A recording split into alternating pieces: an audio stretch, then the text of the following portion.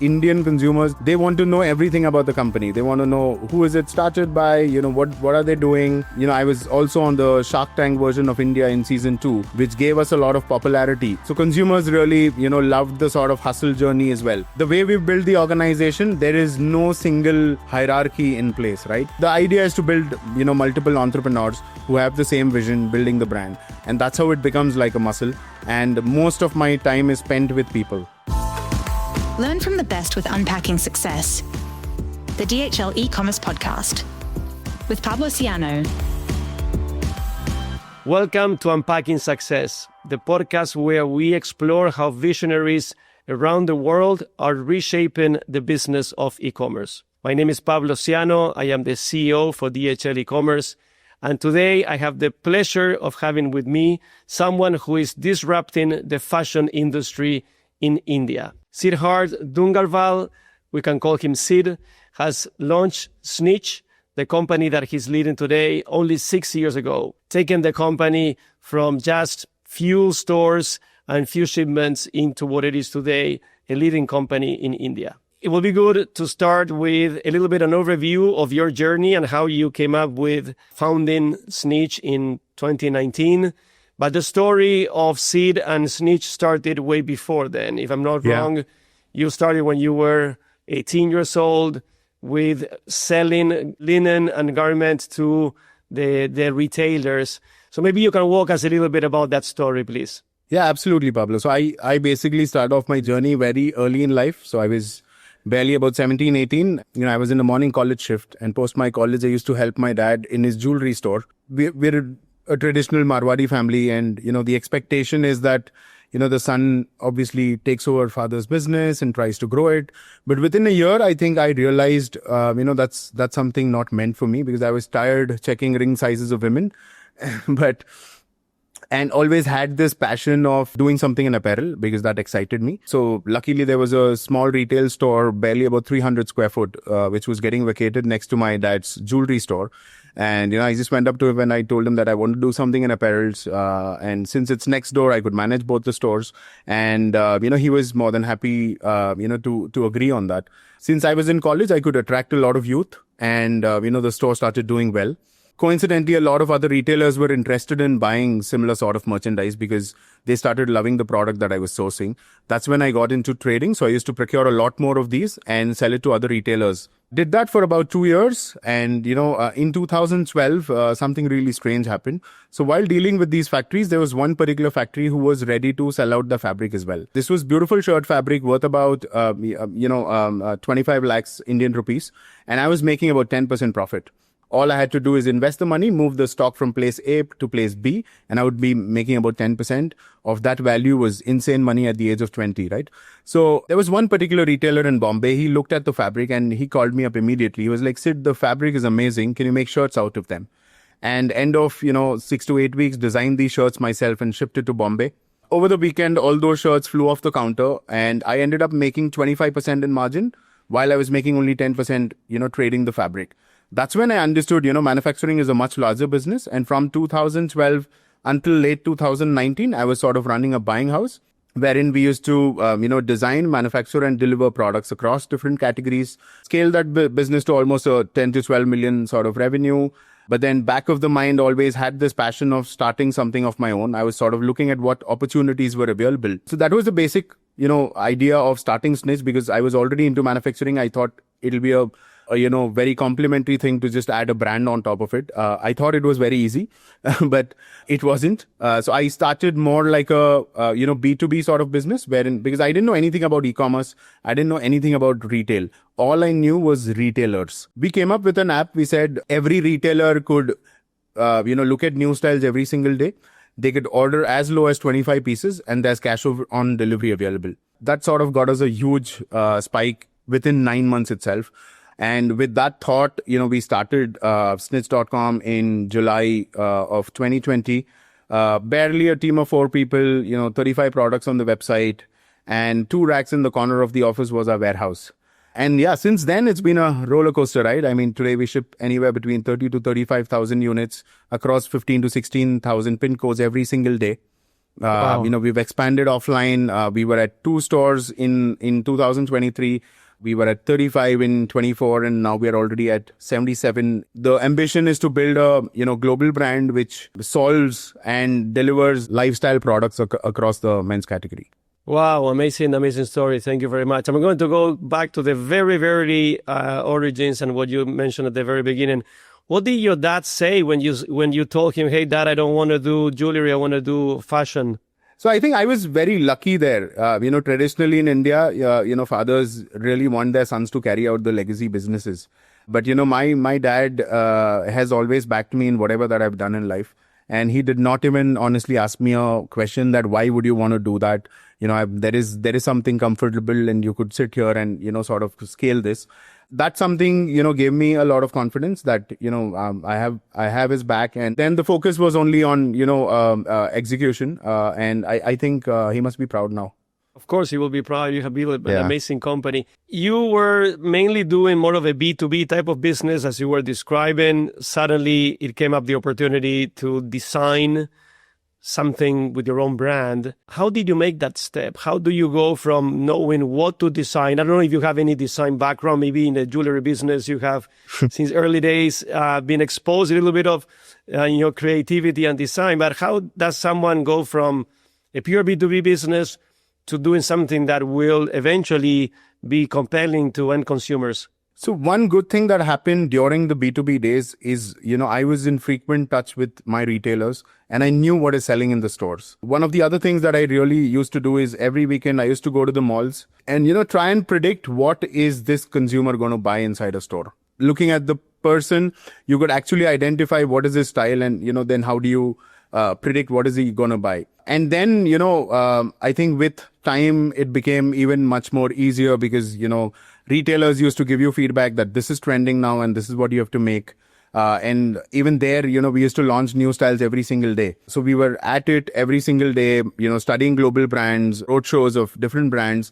So it gave a lot of insights. But now, of course, we've enabled it so beautifully that there is a lot of inputs that keep coming across from stores, from consumers, from markets. And, it comes in a unified dashboard, which becomes very easy for the now, the design team to pick up and, try and curate styles.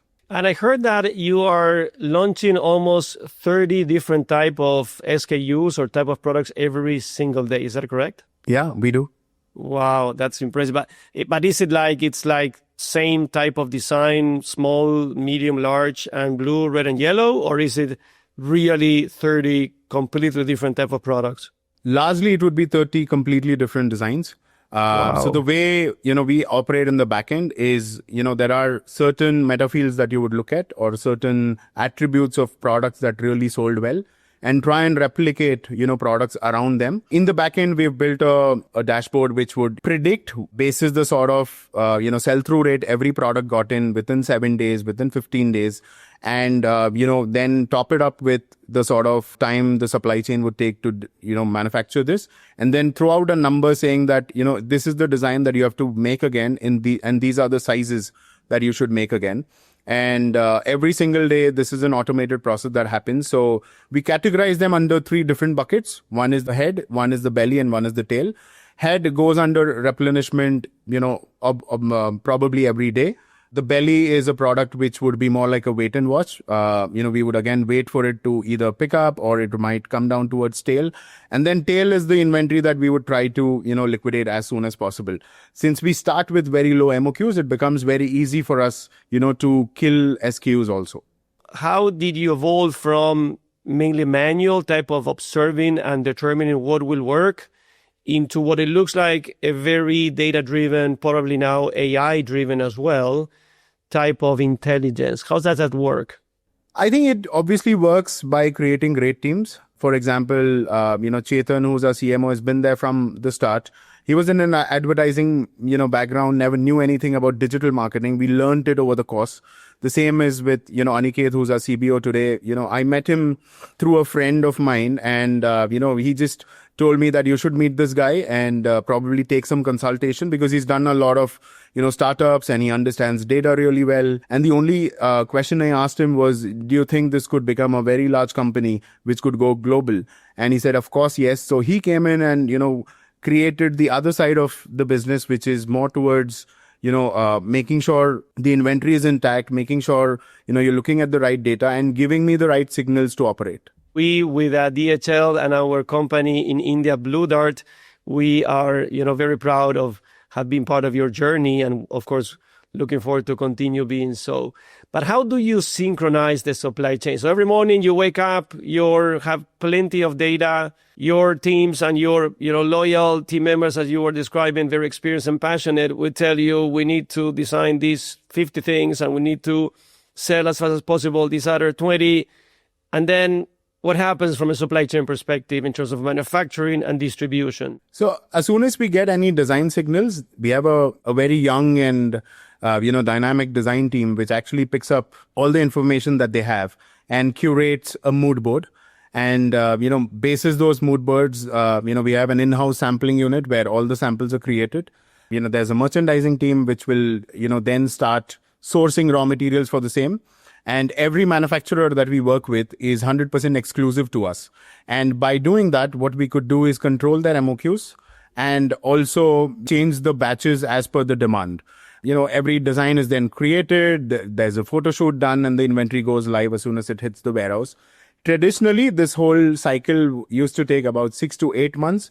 And since we started online, we could do it with very small batches and really quick. So we take anywhere between, 25 to 30 days from thinking of a design to making sure it reaches the warehouse. And that gives us the ability of speed because apparel, end of the day, is a very seasonal business. There are trends which will come in and fade out also as soon as it comes in. So being on the toes, taking the right, decisions at every, touch point becomes very, very important. That's where I think, these data help us to take the right decision, to know how much MOQ to be made and when to stop. I think most brands go wrong when they don't know when to stop one particular trend. And how many manufacturers do you have working for you now? Currently, we have almost, I think, about 46 such manufacturing units across, south and north of India. And those are independent companies, they're not part of the Snitch? No, they're not part of Snitch. So Pablo, I've been in the manufacturing space, for almost a decade. I know what are the pain points of a manufacturer, right? If you're a manufacturer, your biggest pain point is, capacity utilization. 8 months, the factory would be running on full capacities. 4 months, it declines. And whatever that you made in these 8 months, you usually, lose out in the last 4 months. I told them, look, I'm going to cover you up for your capacity. All you have to promise is, you'll have to work exclusively for us. And 2 is, there is no MOQ challenges. Because anyways, we are supplying you the raw material. So you have to only cut, pack and ship it to our warehouses. And, that gave us a lot of flexibility because we were solving for their problems. The only ask to the, manufacturer was you take care of your wages and you take care of basic compliances. Everything else is managed by our teams, from quality control to setting up the manufacturing unit in a way that it becomes so agile that, my shirt manufacturing unit could also make boxers and pajamas. So as per the demand, we kept these factories so agile that, we could utilize almost 95 to 98% of their capacities. There might be thousands of people working in these manufacturing facilities indirectly for you. So is that a heavy load for you, or what type of considerations do you have when looking into the bigger ecosystem that you're building? It is, quite overwhelming. And whenever I think of it, I really have goosebumps. I think, we just did one analysis about 3 or 4 months back. We've impacted more than 25,000 people's lives, Wow. across these different factories that we operate with. And we were a team of 4 people back then, and today we are 1,400 plus. So yeah, I mean, it's been a crazy journey. And I think, and I hope that we, continue to keep doing this for decades. That is fantastic. So let's go back to the omnichannel concept. How does it look today? How much of your business is online versus retail? You are opening 4 stores per week, which is impressive. How do you see also how it is today, and how do you see the future? So I think today we are at almost about 50% online and 50% offline, because offline has grown significantly over the last couple of years. And out of the 50%, one good thing is that 80% is our own app and website. We are very focused that, we need to own the consumer end to end. And we've always focused on building a very, very strong app, which is very personalized and doing a lot of other things also on the app. And I think in the future, I wouldn't mind it going towards maybe a 75 to 80% offline and then 20 to 25% online. The way I think of it is, when we started off, we were pushing traffic from online to offline. And now as offline is expanding, we're thinking of ideas of how do you bring those consumers now online? Because now they've tried the brand, they know the fits, they know how the fabric would feel. It becomes very easy for them to now, buy online. And we also started our own quick commerce, which is called Snitch Quick, which is only live in Bangalore currently, which delivers, more than 1,000 styles in 60 minutes. I visited your country. It was in 1994 for the first time. And since then, I love going there every single year. And I go there multiple times per year. It is about the colors, the food, the smell, the passion, the spirituality. I love going to your country and I'm looking forward to continue doing so. But how does that type of culture shape and influence your way that you're running business or the characteristics of your business that is making you develop and run the business the way that you're doing it? The basic idea was, to bring in European designs which suit Indian climatic conditions and Indian body types, right? The second, in terms of culture, I think Indian consumers does not only want to make a transaction, like I said, right?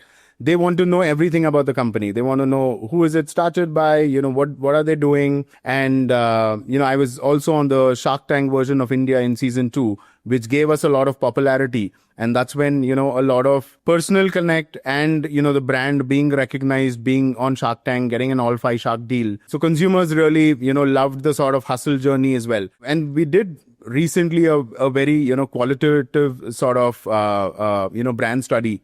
What we understood is most consumers love us because of our consistency in designs, because of our consistency in the product quality, and because of the consistency in, in the way we care for consumers. And everything else, does not really matter. If you're able to, just stay relevant in their day-to-day lives, like from morning when you wake up and hit the gym to maybe, sleep in the night. If you're able to be a part of their journey, during different hours of the day. And also when we started, right, Pablo, in India, most of the traditional players used to, mark their MRPs basis the sort of discount journey a product would go through. From day one, we were sure that we want to be a true and honest pricing brand. And that consumers loved, right? Because if I have to give you an example of an X brand, they will come up with maybe a 8 or 10 sort of multiple on COGS.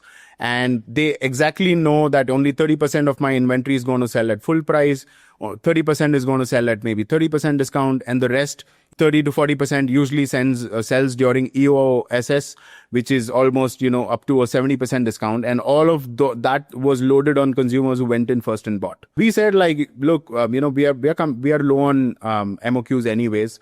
Let's try and be a true and honest brand. And, our discount overall on the P&L is not beyond 10% annually. When we started, all we wanted was trust. So from having the right communications at different steps, to make sure the product is delivered on time, to making sure if there is a return, take it as serious as it's a forward and make sure that the refund happens on time. So today, whenever a product is picked up, we make sure that it is refunded within, maybe 30 to 60 minutes, the pickup is done.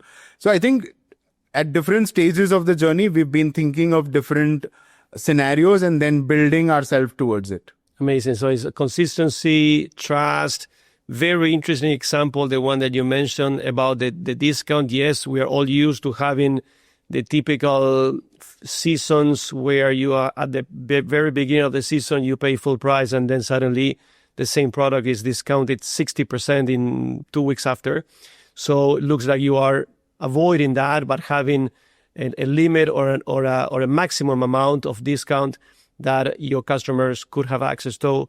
That type of consistency and transparency on the pricing, you are saying that is bringing a lot of loyalty, which is something, very, very interesting. And I think another fascinating thing was within the first year of our launch of the website, we also started our own app.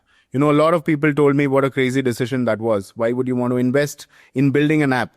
And the answer was, if you had to be in everyone's wardrobe, try and at least get into their phones.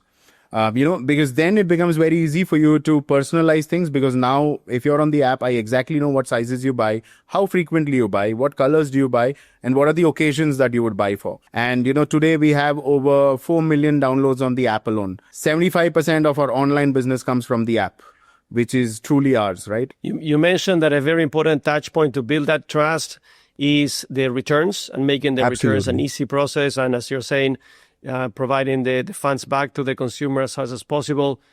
In Europe, we have seen that many customers, many of your competitors, have already limited the number of returns that you can have to a certain percentage, and you cannot order the same type of product in 3 different sizes because they will not allow you to return. So there's a little bit of a concern about, in some parts of the world, that this easiness of returns could be exploited and abused to some extent. Many companies in some other countries are having up to 50% of their products, in particular in fashion, being returned, which creates a lot of course, incremental costs. And not only is the cost, but is the impact to logistics and to some extent impact to the environment, given all the emissions that all of the movement of those products can bring to the environment. So how do you see that in India, and how do you see that for Snitch in particular? I think in India, we are still in that transition journey, right? Because e-commerce has also just been about the way it's exploded. It's largely the last 7 or 8 years. I think when we started off, our returns was almost 40%. And then, we started looking at every sort of reason of return, started working on them, and brought it down today to almost about, I think, 14 to 15%. But in India, you can't afford to do that. I think, like I told you, right, consumers here are still, very new to e-commerce. They will not think from the company's perspective, but they would obviously think at their convenience. And you could not afford to, sort of limit any sort of returns. But what steps we have taken is, anyone who's abusive, we start charging for returns, and basis the sort of transactions in the past that you've done, the system will automatically charge you a fee. We really don't limit that you could only buy 1 or 2 sizes. We allow consumers to buy, but we make sure that next time when he's coming on the app, we give them the right suggestion saying that last time you had bought this size and we recommend you this size. I think once you've, established yourself as a brand and consumers really trust you, and you are able to solve, problems with sizes, especially by giving the right, inputs and recommendations, I see that's the only way we could, tackle this. We also talk about same-day deliveries, and you said that you are implementing that in some cities. Do you see that as a sustainable trend, or maybe something that, as we saw in some other countries, it was a little bit of a situation that, accelerated. There was a significant spike in demand. But then after a while, customers and consumers realized that there was not that much of a need to get something delivered in the same day. And we have seen a lot of the same-day deliveries in some other countries slowing down significantly. How do you see it for India and for Snitch? What we've seen is the quick com boom that happened over the last 5 years, especially with groceries and FMCG products, where consumers were started to get addicted to, such services. This was literally changing consumer behavior. For us, quick commerce is not a growth lever, it's a service lever. And by that, what I mean is we are doing a lot of business online. Now we have about 77 stores. Every store has a back office which could be used like a dark store. And exposing only that inventory towards certain pin codes for same-day delivery, 60-minute delivery, or normal shipping allows us to really open up the inventory pool, right? Because you don't want any of your inventory to be limited to one particular location. And that's what traditional brands have always been doing. Traditional brands in India used to hold up to, 3 to 5 months of inventory in every store. We don't hold inventory more than 30 days inside any of our stores. The reason is that we've opened up the entire inventory to every single channel. Whichever consumer wants to, sort of pick it up, they could buy either online, come to the store, or, you could get it in 60 minutes, etc. How do you think that your business model will be allowing you to grow internationally? I think right now our focus is on India because the TAM is humongous here, right? 1.4 billion people, 50% men, women population, almost 70% below the age group of 35. So it's the right place to be at. But of course, as a brand and, the ambition that we have is to go international. We've already started, to pilot in the Middle East. We've started shipping online orders now. And, the plan is to try and do that for at least 6 to 8 months, try and understand consumer behaviors there, and then start deploying stores. Like even with our offline stores in India, we were never going the traditional route. Traditionally, if you want to open an offline store, you would pick up the best mall, you'd pick up the best street and start deploying, your stores there. With us, we said we will go nearest to our consumers. So we've served over 3 million consumers. Every particular pin code, I know how many customers are there, what is the sort of products that they buy, what is the average order value, what is their repeat rate, what are the sizes that sell the most, what are the colors that sell the most, what is the sort of attributes that sell the most. And, through AI, this powers all the 77 stores. So understanding consumers there and through AI powering your inventory, with the right merchandise to that particular store. I think if we try and replicate this across the globe, I don't see a reason why we will not. It is more, to try and understand consumers' demand and, trying to fit in that demand through, your brand. Excellent. If I'm not wrong, you are selling now only to men, or your target segment is men 18 to 35. Is that correct? Yeah, I would say 18 to 25. And if you're trying to keep it as young as possible, it becomes very easy for you to then tap onto the higher age also, because everyone wants to really look young. When you launch the 35 to 40 category, let me know, because right now, unfortunately, I want to become a Snitch loyal customer, but I'm a little bit outside of your target segment. But I have 4 kids between the ages of 18 and 25. So they fall perfectly within your target segment. When you launch international, let me know. No, absolutely. I will let you know. We talked a lot about products, supply chains, your history. Let's talk a little bit about your leadership style and how does the typical day-to-day look for you. So what do you do when you wake up in the morning, and how does the typical day for a successful, fast-growing company looks like? No, first of all, I wouldn't call myself successful yet. I think there's a lot more to do. I think we are not even 10 or 20% in the journey. But, typically the way I start my day is, wake up early, give that first 10 to 15 minutes of the day to myself, probably hit the gym. And, by 9:45, I try and, reach the office again. 9:45 onwards, there are, different meetings set up for across different verticals of the business. Try and take updates from, every single team, and, looking at different dashboards. And then, post lunch, it is largely more design, production and expansion plans that I really focus on.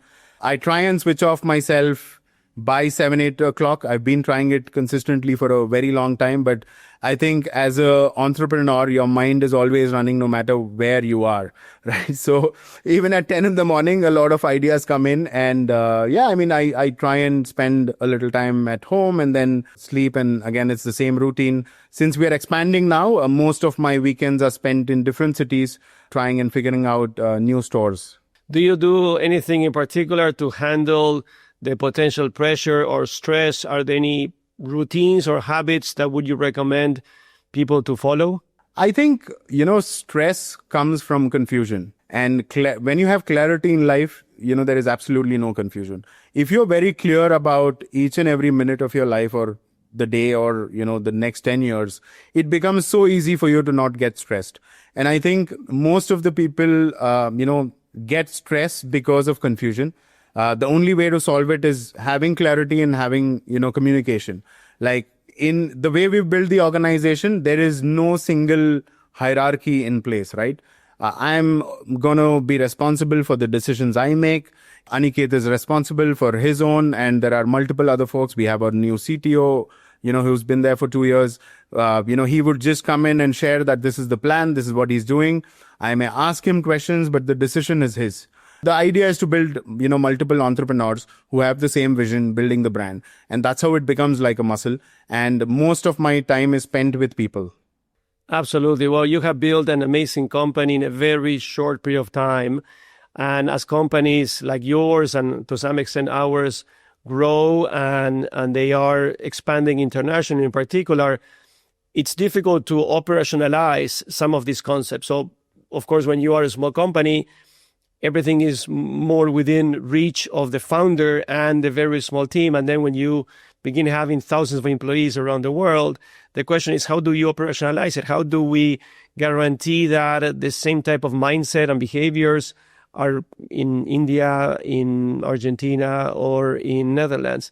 And that's where there is a little bit of an art in making sure that these values, behaviors, and mindsets are transported with consistency across a big team with programs that are representing that, right? And that's why we always like to have these leadership training programs, daily engagement programs that are permanently maintaining that spirit alive. And it's important to acknowledge that you need to have those programs. Sometimes there is a little bit of a confusion. Well, there's another more corporate program. Well, sometimes it will be impossible to grow beyond your personal reach if you don't have those programs that can somehow guarantee that you have consistency in the execution. But you have built an amazing company. I think I have more to learn from you than you from me. And again, I am. That's being very modest, but it's okay. I love your idea and concept. So yeah, thank you very much, Sid, thanks a lot, Pablo. This amazing Thanks conversation. Looking forward to meet you in person maybe next time you're here. Absolutely. Looking forward to meeting you in person again. And thank you also for your trust in giving us the responsibility to deliver your parcels. And looking forward to continue being part of this amazing growth journey that you have already executed. Thank you very much. Absolutely, Pablo. Thank you. Thank you so much.